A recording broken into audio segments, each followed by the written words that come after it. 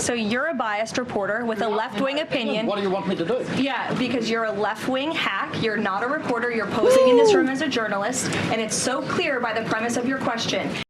Well, it happened again. Reporters tried to get Karoline Leavitt in a gotcha moment, and frankly, she claps back. Holy smokes, the room went completely silent as she went nuclear on not only one, but multiple different reporters. You're going to want to stick around for the full video.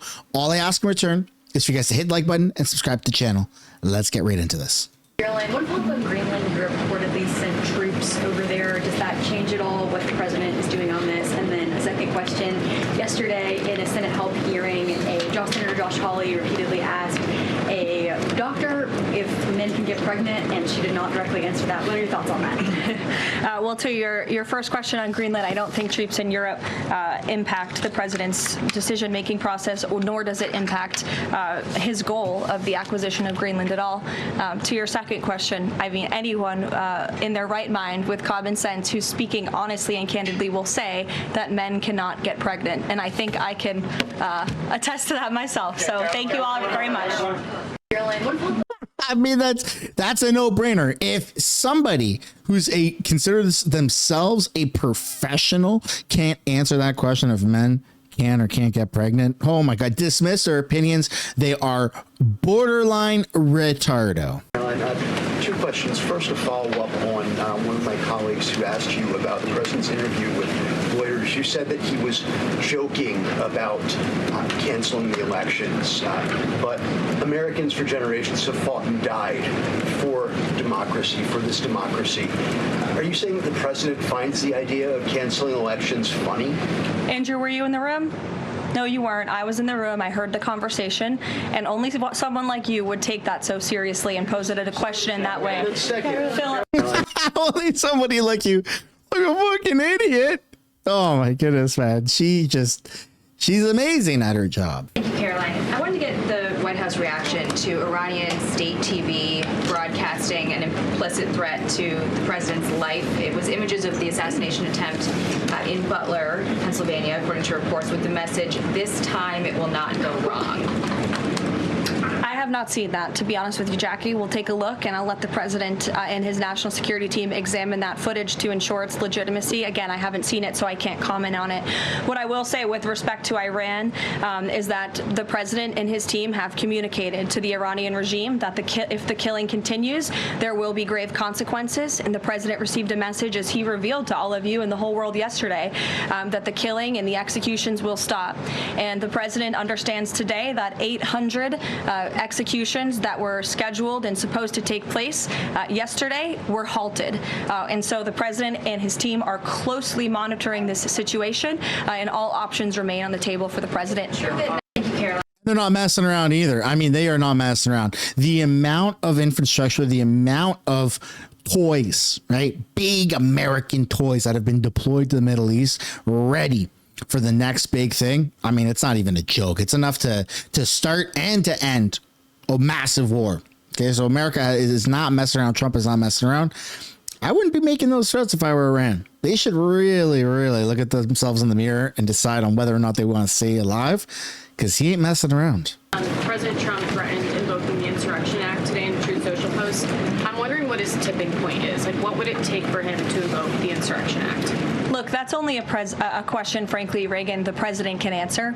But the Insurrection Act is a tool at the president's disposal. As you know, it has been used sparingly, but it has been used by previous presidents in American history. And I think the president's Truth Social post spoke very loud and clear to Democrats across this country, elected officials who are using their platforms to encourage violence against federal law enforcement officers, who are encouraging left-wing agitators to unlawfully obstruct legitimate law enforcement operations. And if you talk to any law enforcement officer, no matter what level they work at, they want to be working with their counterparts, whether that's at the federal level or the federal authorities wanting to work with their counterparts at the state and local level. And it's truly shameful that now for more than a year, you've had elected Democrat governors and mayors who have basically held their state and local law enforcement hostage and told them, you cannot cooperate with federal law enforcement. Why? They cooperated under the Biden administration. It's because these Democrats are deranged in their hatred for President Trump, and they are holding their state and local law enforcement hostage as a result. And these Democrat mayors and governors are doing this over what? Over the lawful and legitimate law enforcement operations to remove violent criminals from the streets of Minnesota, from the streets of California, from the streets of New York, and from the streets of every state across this country. And you don't see these riots and this vandalism taking place in states like Florida. Why? Because you have a governor in that state who has empowered federal and local authorities to work together. And it's despicable what we're seeing from these Democrat politicians, especially in sanctuary states and cities across. Dude, you didn't see these types of riots or this type of outrage at all when Obama was president. In fact, CNN did a ride along with ICE and they went and checked it out, and CNN's like, oh yeah, no, this makes sense. This is good. Wow, you guys are doing such a great job. Thanks for the ride along. It was very peaceful. You want to know the biggest difference between then, 15 years ago, and now?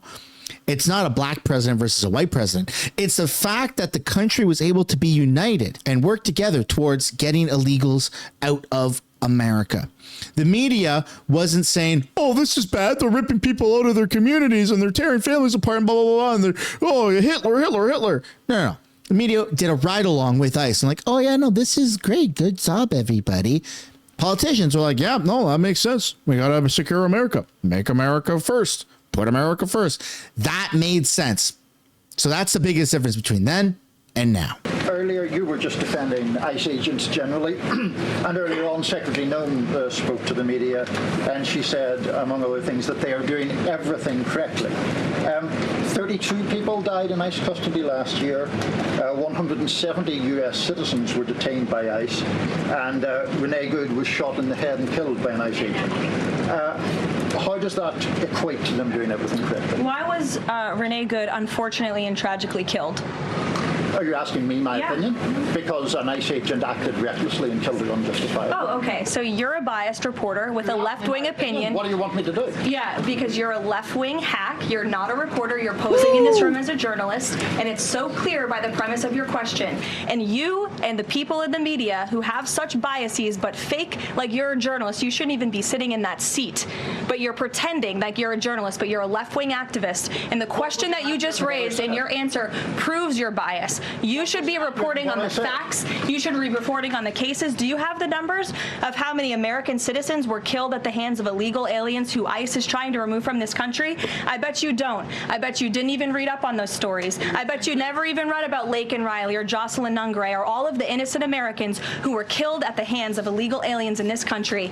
And the brave men and women of ICE are doing everything in their power to remove those heinous individuals and make our communities safer. And shame on people like you in the media who have a crooked view and have a biased view and pretend like you're a real honest journalist. Wow. I mean, what part of that was wrong? Can anybody in the comments tell me what part of that, of what Karoline just said, was factually incorrect? These people are protecting degenerate behavior. These politicians, these stupid fake news reporters are literally trying to spread propaganda. They're trying to add more fuel to the fire, and they're pandering to the mentally ill leftists out there that have been overly radicalized, and it's continuously happening.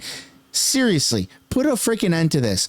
Put them in their spot. That was such a good answer by Karoline. Kudos to her. Hit the like button, man. Show some support for Karoline and what she just said. Phenomenal. Very quickly, there's been some criticism from other governments about Grok and XAI, the Twitter AI bot, and things it's been doing to manipulate images, including whether that would violate the Take It Down Act that the First Lady just supported. We've not heard from this administration on it. Elon Musk says that they've disabled that, but I wanted to ask you whether the administration has a position and whether that's something that you will be pursuing, or whether the president has talked to Mr. Musk about that. Yes, I will talk to the Office of Science and Technology, and we will get you a firm statement and answer on exactly where the administration stands. I don't want to speak on that without speaking with the experts on it. The president has called on credit card companies to lower the cap rate to 10% effective the 20th next week. If they don't do that, what's his... What'll he do? What's the threat? Well, tariffs? No, I'm just kidding. The president certainly has an expectation, Josh, that the credit card companies will do this, just as he did with the pharmaceutical companies, that they will lower costs for American consumers.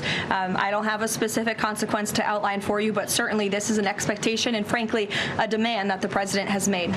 All ICE and federal law enforcement are trying to do are remove people like this off of the streets of Governor Walz's city in Minneapolis and of his state in Minnesota. If you look at some of the individuals in this photo, these are all illegal alien criminals who came into our country under the previous administration.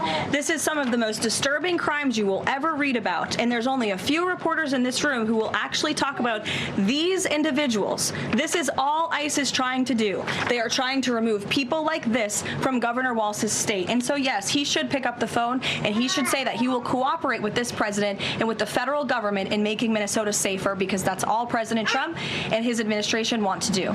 Does this administration believe that this reporter or any reporter has a right to publish classified information under certain circumstances? Look, I think that we do not believe that individuals who have been given the privilege of holding a top secret clearance should be illegally leaking that classified information, and I know the American people agree with that. And I think it's a basic tenet of journalistic integrity not to publish information that could directly endanger the operational security or the brave men and women who are serving this country in uniform and putting themselves in harm's way to protect not just the people of this administration, but all of you in the press and all of their fellow Americans as well. Yeesh. There you go. There you have it. That's the press conference. Let me know down in the comments which one of these clips was your favorite. Karoline Leavitt is back, baby. Starting the new year off on the right foot. America is going to be thriving this year, going through the golden age.